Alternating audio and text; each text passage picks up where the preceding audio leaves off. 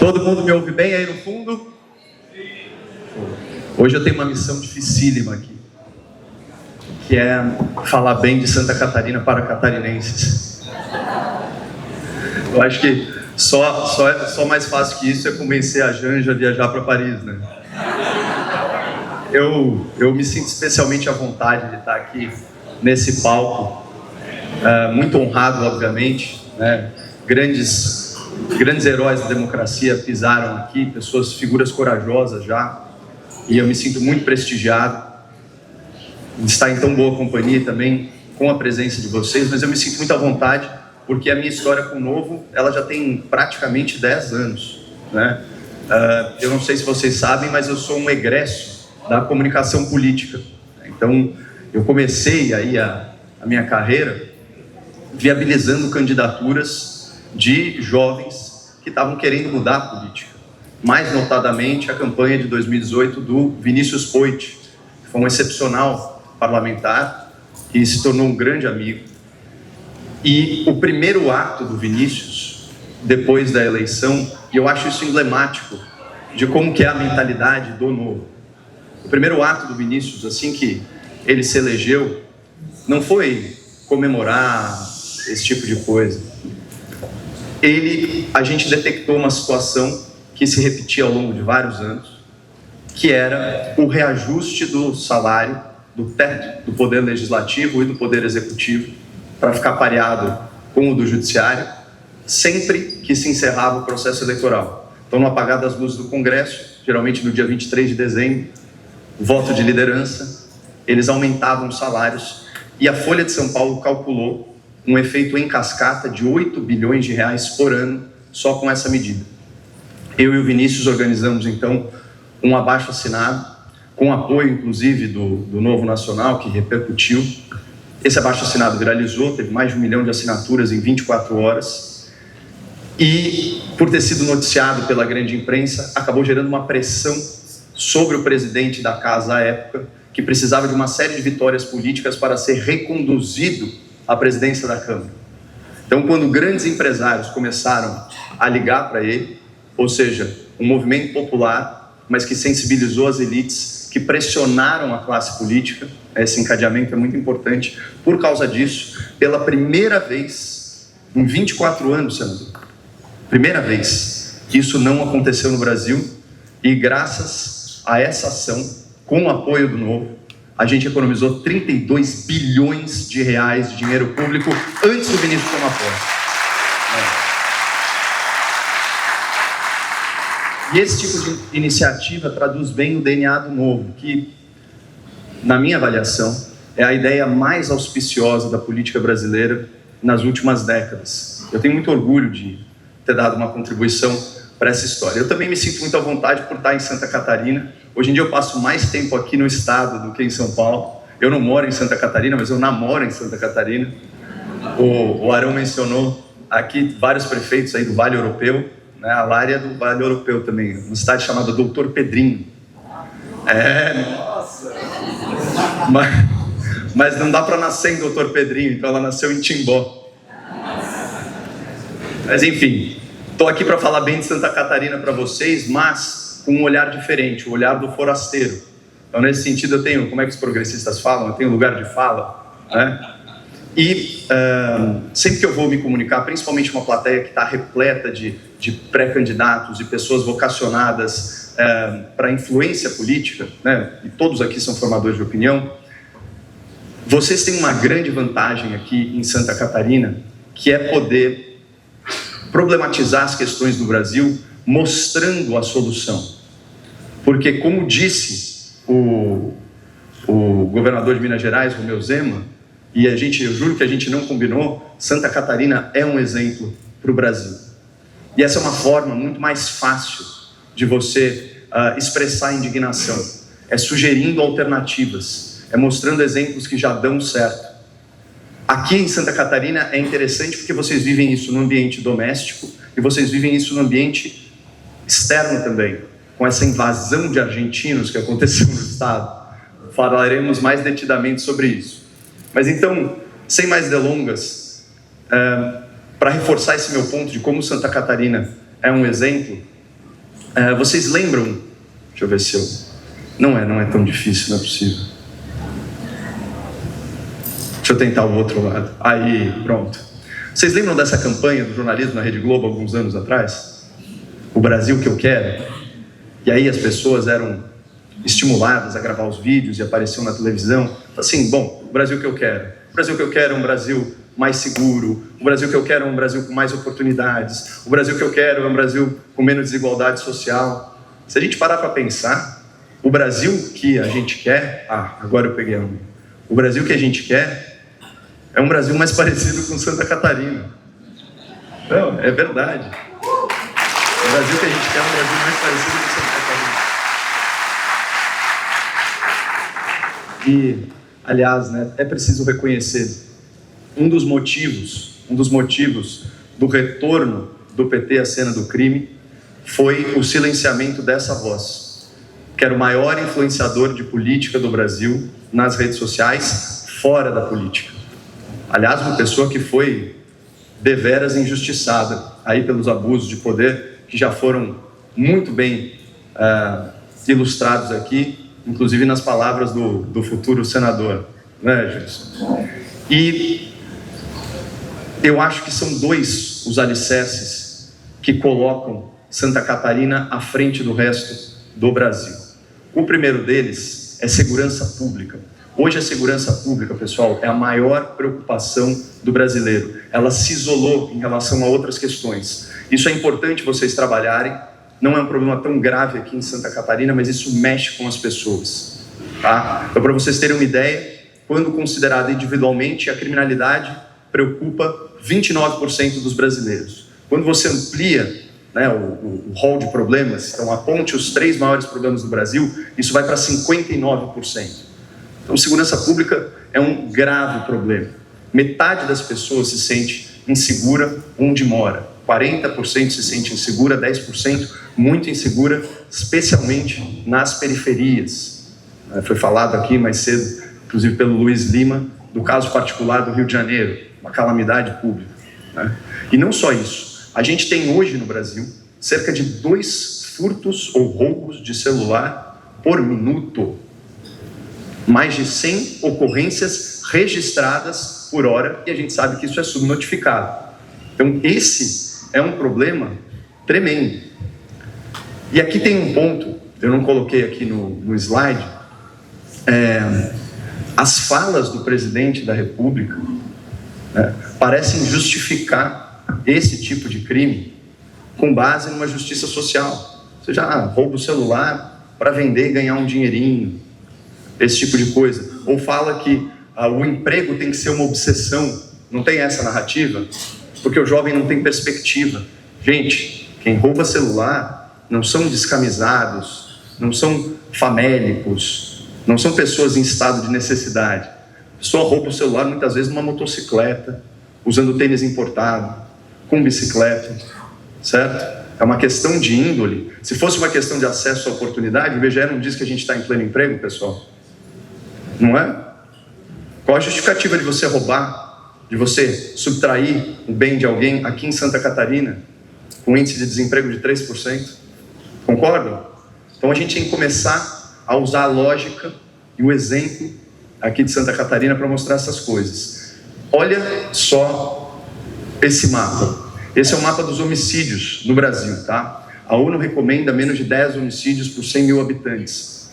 E aí você vai ter os estados governados pela esquerda, bem em vermelho, com destaque para a Bahia, que é um caos. A Bahia tem 6 das 10 cidades mais violentas do país, pessoal. E a Bahia era um dos estados mais seguros do Brasil até 2007, quando o PT passa a governar a Bahia. E olha que interessante, o Atlas da Violência já tem dados de 20 anos. E quando eles fizeram o levantamento e peneiraram esses dados, eles descobriram o seguinte: a cada ano que um estado é governado pela esquerda, a taxa de homicídios, em média, cresce 1,6%. Ou seja, ao final do mandato, você eleger um governador de esquerda significa, estatisticamente, na média, que vai aumentar em 6% o número de mortes violentas intencionais naquele estado. É gravíssimo, né? Isso não é opinião, isso é número, mas não é a realidade de vocês. Aqui em Santa Catarina teve queda de homicídios de 26% nos últimos 10 anos, aliás, em 10 anos, e agora vocês têm a segunda melhor taxa do país, 8,8%. Só perde de São Paulo. Mas em São Paulo, a percepção de segurança é muito ruim, porque tem muito roubo, muito furto, tá? Então, aqui eu me sinto muito seguro, né? Saco o celular na rua, esse tipo de coisa. Essa não é a realidade do brasileiro, tá, pessoal? Vocês em São Paulo, vocês nunca tirem o celular na rua. Nunca. Se vocês forem roubados, vocês ainda vão ser recriminados por quem testemunhar. Você fala, pô, mas você vacilou, né? Vai ser exatamente assim. Olha que número bom. 77% de resolução de crimes contra a vida. Santa Catarina é o estado que mais elucida crimes no país. Quase 7 em cada 10 municípios não tiveram nenhuma ocorrência no período de um ano. E vocês vivem hoje a mínima histórica de roubos, de furtos e de estelionato, todos eles caindo. Alguns desses crimes em 4 anos caíram 30%. Então isso daqui é uma ilha de segurança em relação à realidade brasileira. Eu quero que vocês percebam, até para vocês desfrutarem o privilégio que é e a responsabilidade que vocês têm de manter isso como está. Tá? O que mais que dá para a gente falar? Aqui, empreendedorismo, segundo alicerce. Esse daqui é muito importante. Vocês colecionam recordes. 250 mil PJs abertas em 2024. É muita coisa. Crescimento de 11%. Esse ano só, primeiro trimestre, ali, você já teve um crescimento de 31%. É muita coisa. A maior taxa de empreendedorismo do país. De cada 100 pessoas na força de trabalho, 15 estão empreendendo. E aí você tem aqui, ó, isso daí é uma questão cultural. 85% desses PJs são MEIs. Ou seja, são pessoas que estão aí rasgando a carteira de trabalho e desistindo de arcar com essa carga tributária criminosa, né, que na pessoa física é de 40,8%, né, e tentando aí alternativas para fugir da sanha arrecadatória do Estado. Segundo estado mais competitivo do Brasil, Florianópolis, a melhor capital para empreender, né, ficar rivalizando com Joinville aqui, não quero causar polêmica, e, óbvio, as menores alíquotas de impostos, tanto no âmbito estadual, com destaque para o ICMS, quanto no âmbito municipal, várias cidades com incentivos fiscais. Essencialmente, pessoal, o que significa isso? Mais liberdade econômica, mais liberdade de contratar, menos amarras. Eu usei aqui a foto de Balneário porque eu acho ela emblemática da diferença que é a atuação do poder público aqui em Santa Catarina. Ali, a classe política detectou a vocação da cidade para o mercado imobiliário. A gente está falando aí, se você pegar a pior das tabelas, a FIPZAP, ela vai falar que Balneário, Itajaí, Itapema, sempre com valorização anual do metro quadrado acima de 10%. Joinville, 15%. Mas por que Balneário mexeu comigo? Até quando eu conheci o ex-prefeito, o Fabrício, eu falei, como que o Ministério Público deixou você alargar a praia? Eu penso o seguinte, bom, vamos deixar o mercado no esquema laissez-faire, laissez-passer. Vocês querem fazer prédio mais alto? Façamos prédios mais altos. Putz, estão reclamando que tem sombra na praia. Não tem problema, a gente alarga a praia. Só que vocês acham que o Ministério Público tomou isso de bom grado, pessoal? Isso foi uma batalha. E por quê? Qual era o prejuízo de alargar a praia? Provavelmente alguma família de baleias ia ser desalojada. Ou você ia perturbar uma colônia de araras, ribeirinhas. E aí você fica pensando, né? Eu lembro quando tem uma passagem que eu gosto muito, que os fariseus vão interpelar Jesus no Shabat, e lá estão lá os discípulos colhendo trigo para comer. Falam, pô, olha só, você aqui comendo, não um homem para o sábado. Essa turma não tem noção de prioridade e hierarquia. Vocês imaginam como seria a história de Balneário se dependesse do Ministério Público que queria impedir essas obras? Não só o alargamento da faixa de areia, mas também a roda gigante e por aí vai. Coisas que são marcos da cidade, que trouxeram prosperidade para, literalmente, dezenas de milhares de pessoas. Essa é uma mentalidade que não existe tanto fora de Santa Catarina, tá, pessoal? Então, 2 grandes alicerces: segurança pública para garantir incolumidade física e lei e ordem, e a vocação empreendedora respeitada, com mais liberdade econômica, para que o setor produtivo seja a força motriz da economia, não a intervenção, o controle estatal, que a gente sabe muito bem onde que leva. Mas vamos lá. O que isso aqui gera? Olhem esses números, vocês entenderem melhor o estado de vocês, emprego e renda. Olha a diferença. Santa Catarina segue à risca a lição do Ronald Reagan, que o melhor programa social realmente é o trabalho. Menor taxa de desocupação do Brasil, 3%. Então, numa força de trabalho de mais de 4 milhões de pessoas, você tem aí 128 mil desocupados. Esse é o termo técnico, não é pejorativo. Mais de 100 mil novas vagas de emprego formal em 2014. Olha isso é um recorde nacional. No setor privado, 9 em cada 10 trabalhadores estão com carteira assinada. Olha o nível de formalização do emprego, tá? Muito alto. Só 25%, só 1/4 da força de trabalho na informalidade. Isso é outro recorde nacional. A economia em Santa Catarina é a menos informal do Brasil. Rendimento salarial mensal cresceu 12% no primeiro trimestre deste ano. E ano passado, a renda mensal per capita da família catarinense cresceu 14,6%. Pessoal, isso é um aumento real, acima da inflação, de 9,8%. Se alguém me pedir uma dica de investimento, sabe o que eu vou falar? Se muda para Santa Catarina. Por osmose, você já vai subir de renda. 10% acima da inflação. É um excelente investimento. E aí, finalmente, esse ano, quando a gente pega o PIB acumulado, Santa Catarina está gerando o dobro de riqueza em relação ao Brasil. Pessoal, o dobro, apesar dos pesares. Então, olha que resultado impressionante quando você une essas duas coisas. E não é só isso. Numa situação de aumento de emprego e de renda, você muda completamente a realidade social. Completamente. Olha ali, pobreza. Santa Catarina é o estado menos desigual do Brasil. Isso é um dado conhecido, né? A medição do índice de Gini, mas não é só isso. É o estado com menos pobreza. É o estado com menos extrema pobreza, com menos insegurança alimentar. Aqui, menos analfabetismo, menos dependência do assistencialismo federal. Só 8% da população catarinense é beneficiária do Bolsa Família. E não só isso, ano passado, 15 mil beneficiários a menos. As pessoas estão saindo da barra da saia do governo e indo trabalhar, pessoal. Olha que coisa maravilhosa. Que outro estado pode falar isso, tá? E aí, obviamente, você começa a atrair multidões. Você fica muito atraente para as pessoas. Então, a maior migração interestadual do Brasil é aqui. Da onde vem a maioria das pessoas? Rio Grande do Sul, Paraná, São Paulo, depois Pará e Bahia. Mas aí já bem mais atrás. E você tem aí um aumento populacional na contramão do Brasil. Você vê as metrópoles enxugando, as oportunidades escasseando, e aqui não. A coisa vai só crescendo. Isso explica, inclusive, por que a tal bolha do mercado imobiliário catarinense nunca explode.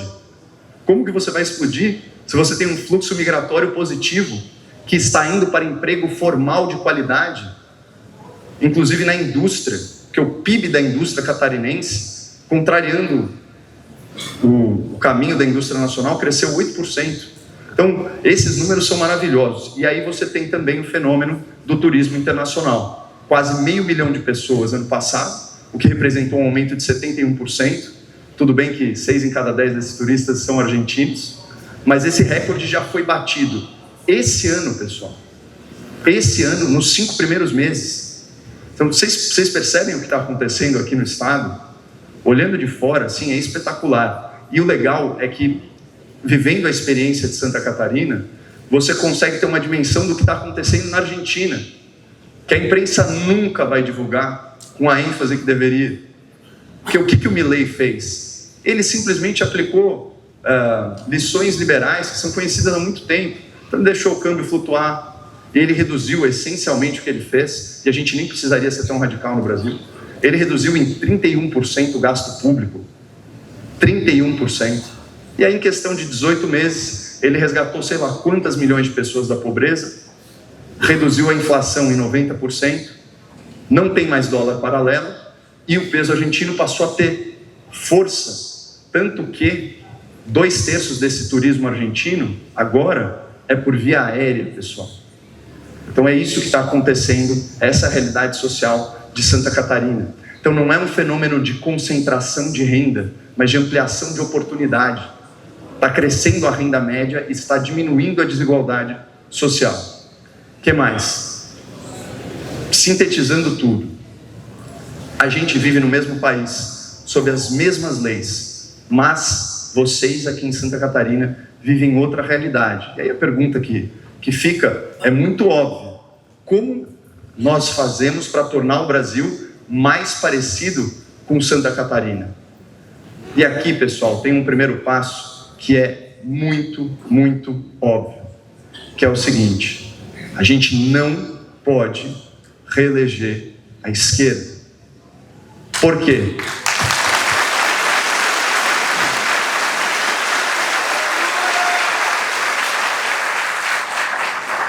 Porque a esquerda, pelo menos a esquerda contemporânea e a esquerda que está à nossa disposição, ela ataca os dois pilares responsáveis por esse fenômeno que é Santa Catarina, que é a segurança pública, de um lado, e o empreendedorismo de outro. Como que eles atacam a segurança pública? Com as teorias do abolicionismo penal. Despenalização, descriminalização, desencarceramento em massa, enxergar o fenômeno do crime sob a ótica do criminoso, priorizar a ressocialização em detrimento da punição e do afastamento do convívio social.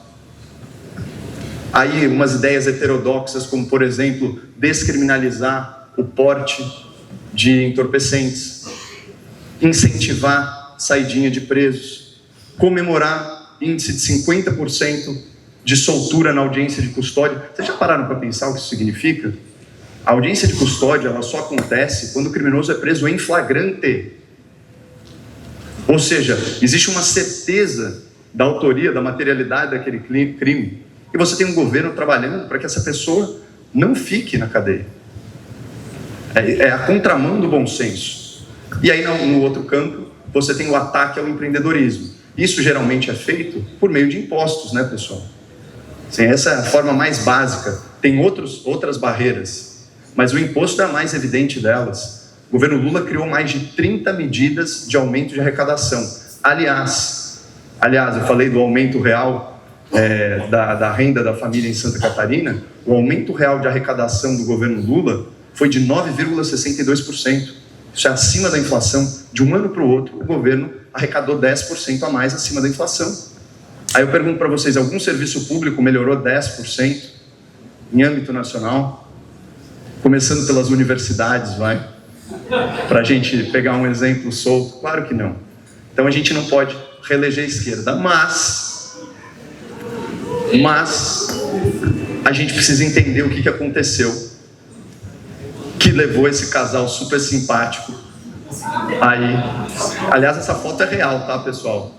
Isso foi um evento da Azul, a aquisição de aviões da Embraer, o que é bem irônico, né? Porque ele foi contra a privatização da Embraer, as tarifas do Trump vão acabar com a Embraer, mas você vê que eles estão tão divorciados da realidade que alguém achou que seria sensato tirar, ou engraçado tirar essa foto, que é uma foto que soa como um deboche, né? Porque as críticas que fazem a ela é de comportamento perdulário, esbanjador, um estilo de vida nababesco, custeado com verba pública, uma situação de crise, não pega bem.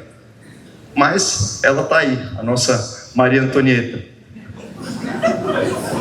E por que tem esse número pairando em cima da cabeça deles? Porque eles são muito gratos a esse número, 1.069.823, porque essa é a quantidade exata de pessoas que definiu a eleição em 2022. É por isso, pessoal, com todo respeito, eu não perdoo quem pregou o voto nulo.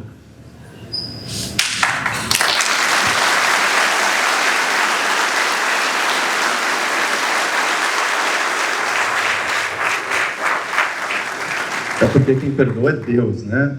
mas 1.069.823 pessoas, se elas tivessem feito isso aqui, a conversa seria muito diferente. Muito diferente. E aí, num universo de 156 milhões de pessoas aptas a votar, segundo o TSE, isso não é nada. Isso não dá nem 1% do eleitorado. Isso é um espirro estatístico. Vamos ver como que a situação está agora. Esse é o quadro atual, essa é a fotografia do governo Lula.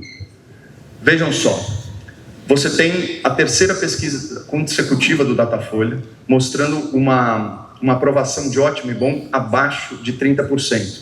Isso é sem precedentes para o governo lulopetista. Para vocês terem uma ideia, o governo Bolsonaro, na gestão anterior, nesse mesmo período, tinha uma aprovação maior.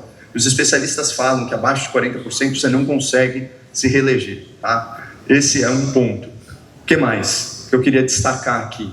Pela primeira vez, todas as pesquisas mostram uma desaprovação do governo maior que a aprovação. E as pessoas estão começando a responder que preferiam o governo anterior a esse, na razão de 44% para 40%. Tá? Olha essa mudança. O que mais? A aprovação do STF está diretamente atrelada ao governo, né, no judiciário de coalizão, vamos dizer assim. Ela despencou. Então, o Instituto de Pesquisa falando que caiu de 31% para 12% em 12 meses. Eu já amo, 6 em cada 10 brasileiros têm uma imagem negativa dela. E isso aqui é muito importante. O Lula perdeu 1 milhão de seguidores em 2025. Pessoal, todo mundo aqui é ativo nas redes sociais, vocês sabem melhor que eu como que é a etiqueta digital. Você só deixa de seguir alguém quando você está com ranço dessa pessoa, com abuso, né, como se diz. Não é um comportamento comum nas redes, tá? 1 milhão de seguidores de saldo negativo é muita coisa, é muita coisa. E se você pegar maio e abril, que foram aí os meses do escândalo do INSS, foi convenientemente esquecido pela grande imprensa. Se você pegar maio e abril, as menções negativas ao presidente superavam 70% das manifestações. Então, esse é o diagnóstico. E a prova real dessa realidade aí, que eu estou cuspindo números aqui, é essa foto. E a imagem vale mais que mil palavras. Aquele é o 1º de maio de 2024, pessoal. E vamos combinar que tem mais gente aqui do que lá, né? Vamos refletir sobre o que é o 1º de maio? Em São Paulo, cidade mais populosa do Brasil, berço do lulopetismo. Quem está no palco? O Lula, que é o maior líder sindical da história do país. O Geraldo Alckmin, vice-presidente, que governou São Paulo por 3 mandatos. 9 ministros de Estado. E a Daniela Mercury. Não, mas que é importante, porque assim, é música, é o presidente, é um feriado e tem mortadela e isso está vazio. Vazio. Por que isso está vazio, pessoal? Por que o Lula diz: quem ganha mais do que 2 salários mínimos tem dificuldade de votar na gente? Nós não conseguimos dialogar com quem ganha mais de 5 salários mínimos. O metalúrgico do ABC, que ganha R$8.000, já não vota mais no PT. Por que ele fez esse diagnóstico acertado? Porque esse cara e aquele fenômeno dos MEIs encaixa com o que eu vou falar agora. Ele começou a fazer conta. Falou: olha, se o meu salário bruto é R$10.000 por mês e o governo me toma 40% em impostos, me sobra R$6.000. O que eu faço com R$6.000? Eu fujo do Estado. Então, eu fujo do SUS. Eu vou para a medicina particular. Eu vou fazer consulta com especialistas. Eu pago a saúde por fora. Eu fujo do ensino público. Eu quero garantir as melhores chances para minha família. Então eu vou matricular minhas crianças em escola particular. Eu não posso depender de transporte público, então eu compro um carro. Ou seja, transporte, educação, saúde. Ele foge dos direitos assegurados pela Constituição, porque os serviços públicos prestados pelo Estado, via de regra, são de pior qualidade. Isso é um fato. Se não fosse essa a verdade, a gente veria atores da Globo sendo atendidos no SUS, filhos de político estudando em colégio público. Vocês veem isso, pessoal? Lógico que não. Lógico que não. Bom, sobrou o quê? R$2, R$3.000? Esse cara não começou a comer? esse cara não começou a se vestir, esse cara não começou a fazer nada de lazer, não tem dinheiro. Aí ele vai no RH da empresa dele e pergunta assim: pelo amor de Deus, não dá para ganhar um aumento? Ah, não dá, você custa R$18.500 por mês pra gente. Não, mas é um mal entendido, eu ganho só R$10.000. Falando, R$10.000 é o seu salário bruto. O seu custo para nós é R$18.500, porque nós também pagamos impostos, encargos e temos que fazer provisionamento dentro do padrão CLT. Ou seja, o que esse cara sacou? Peraí, a minha força de trabalho vale R$18.500. Só sobra para mim R$6.000. Quem que explora esse cara? É o patrão? Não, é o Estado. E é por isso que isso está vazio. Tá? Então é importante que vocês percebam o grau de impopularidade e de amadurecimento das pessoas, que não se deu necessariamente aqui no intelecto, mas se deu no órgão mais sensível do corpo humano, que é o bolso. Isso aí. E do outro lado, o que a gente tem? Já encaminhando para o final. A gente tem um país se endireitando. Esse aqui é o mapa das prefeituras em 2024. Olha só, a direita elegeu 2.600 prefeituras, o centro 2.100 e a esquerda só 750. E quando eu falo esquerda, eu estou falando PT, PCdoB, PSTU, PDT, PSB. Não estou falando do PSOL. Sabe por quê? Porque o PSOL não elegeu nenhuma prefeitura. 210 candidatos. Não elegeu nenhuma. Aí olha que incrível isso. A aprovação do Lula estava em 29%, né? Quando você pega os potenciais concorrentes na direita, governadores de São Paulo e de Minas com aprovação acima de 60%, os maiores colégios eleitorais, governadores do Paraná e de Goiás com aprovação acima de 80%. E não só isso. Quando você pega a rejeição, que é o principal fator do segundo turno, a rejeição do Lula é 46%. É maior até que a rejeição do Bolsonaro, que é 43%.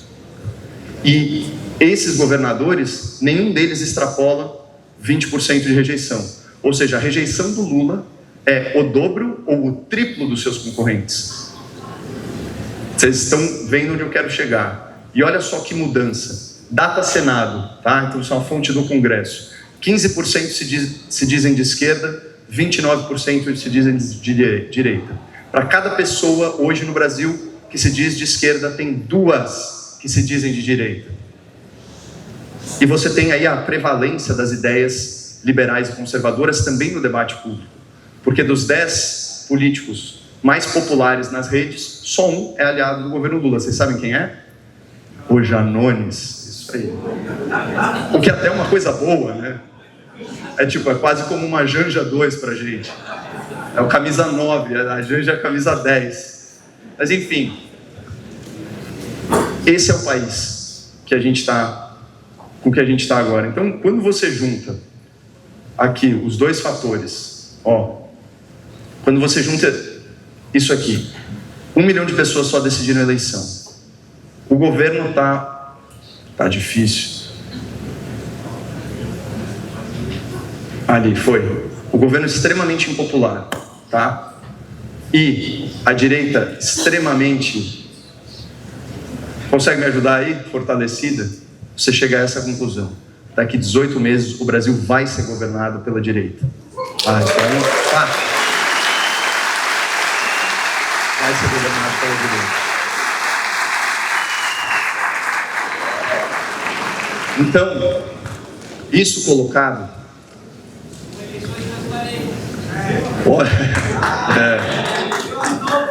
Aí é assunto para uma outra palestra, meu amigo. Mas se eu achasse que não tinha chance, é óbvio que eu não estaria aqui, nem perdendo o meu tempo, nem perdendo o tempo de vocês. A gente não pode cair nesse discurso de desesperança. Aliás, vocês querem saber de uma coisa? Eu perguntei para 3 ex-ministros, só já que a gente vamos matar aqui na saída de bola. Perguntei para 3 ex-ministros do governo anterior, por curiosidade até jornalística, se na opinião deles houve fraude nas urnas eletrônicas. Em 3 momentos diferentes, os 3, que são de regiões diferentes do Brasil, me falaram a mesma coisa. falou: não, o resultado da eleição bateu exatamente com o resultado das nossas pesquisas internas, chamadas de track no jargão eleitoral, que são pesquisas mais amplas, com uma amostra maior, que mostraram o seguinte: onde o Bolsonaro perdeu a eleição foi naquele evento do Roberto Jefferson, que foi repercutido durante sei lá quantos dias pela imprensa, como se fosse um espantalho da candidatura do Bolsonaro. Só naquele momento ele perdeu 6 pontos. E depois ele estava subindo de novo. Ainda teve o episódio da deputada lá de São Paulo, que também não ajudou nada. Então, pessoal, é o seguinte: se você realmente não tem esperança que a eleição tem chance de ser honesta, então você já desistiu da democracia. Isso aqui não faz muito mais sentido, né? Então a gente tem que abandonar isso, porque isso é investir um tempo, investir uma energia numa coisa que não faz sentido, até porque não está nem a nosso alcance, sabe? Então tem uma oração, vou para fechar aqui, mais espiritualizada, senador. Tem uma oração que eu gosto muito, que é a oração da serenidade. Ela diz o seguinte: Senhor, concedei-me serenidade para aceitar as coisas que eu não posso mudar, coragem para mudar as coisas que eu posso, e sabedoria para diferenciar uma coisa da outra. O que eu quero pedir de vocês é coragem para mudar o que vocês podem, porque é fácil ficar... Eu sou um crítico profissional, então eu sei que é muito mais fácil ficar apontando o dedo, mas a verdade é a seguinte: como que no segundo estado mais à direita do Brasil, que é Santa Catarina, certo? Como que esse partido está só com 2 deputados federais, com 1 deputado federal daqui? Vocês têm uma missão fundamental, que é fortalecer e ocupar espaços aqui. Aqui vocês jogam com facilidade. Aqui vocês têm um campo muito favorável. Imagina o Girão, lá no Ceará. É outro cenário. É outro cenário. Então, assim, vamos ter coragem para mudar o que a gente pode, né? Assumir um compromisso mesmo. Vocês têm uma responsabilidade gigante, que é manter viva a chama do novo, para que o novo supere a cláusula de barreira. Então, ao invés de ficar reclamando de urna eletrônica, por que vocês não fazem um compromisso? Cada um aqui deve ter o quê? Tem mais de 1000 pessoas aqui, aliás. Obrigado aí pela presença de todos. Tem mais de 1000 pessoas aqui. Cada um aqui se compromete a conquistar 200 votos individualmente. É só mandar lista de transmissão. 200 votos para um candidato a deputado federal. Se cada um aqui conquistar 200 votos para o novo a deputado federal, vocês elegem 2 deputados, pessoal. Isso é ter coragem para mudar o que a gente pode mudar. Então eu queria deixar essa mensagem para vocês. A corrente, né, ela está arrastando para cá. É como se o Brasil tivesse condenado ao sucesso, ou pelo menos condenado a ficar mais parecido com Santa Catarina. Então, se empenhem. Vocês fazem parte de um movimento lindo, de um movimento democrático, de um movimento de defesa da liberdade. Não se deixem desanimar aí, porque tudo que o outro lado quer é que vocês desistam do Brasil. Muito obrigado.